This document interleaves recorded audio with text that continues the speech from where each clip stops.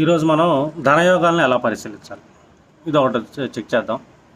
ఇప్పుడు ఎవరిదైనా సరే ధనయోగాలు అనగానే మనం లిక్విడ్ క్యాష్ చూసుకుంటే చంద్రుడిని తీసుకుంటాం ధనయోగాలకి. ఇప్పుడు ఎవరి జాతకంలో అయినా సరే చంద్రుడు ఎక్కడ స్థితి పొందాడు, దీన్ని జనరల్గా మనం ఏంటంటే జన్మరాశి అంటాం. ఇప్పుడు ఉదాహరణకు మనం చూసామనుకోండి, ఒక వ్యక్తి మేషరాశిలో జన్మించాడు. ఇప్పుడు ఒక వ్యక్తి మేషరాశిలో జన్మించినప్పుడు ఆ రాశ్యాధిపతి మనకి ఎవరవుతారంటే కుజుడు అవుతాడు. అలాగే కుజుడికి మిత్రగ్రహాలు ఉంటాయి, శత్రుగ్రహాలు ఉంటాయి. ఎప్పుడైనా సరే ఒక వ్యక్తి ఏదైనా జన్మరాశిలో జన్మించినప్పుడు ఆ రాశ్యాధిపతి కనుక చంద్రుడి మీద దృష్టి పెడితే కనుక ఈ వ్యక్తికి ఏంటంటే రాజు లాంటి లక్షణాలు ఉంటాయి. కొంచెం డామినేటింగ్ నేచర్ ఉంటుంది, రాజులాగా బిహేవ్ చేయటం, రాజయోగాలు సంబంధించడం, ఇలాంటి సంబంధించిన బిహేవియర్ అనేది అతనికి ఉంటుంది.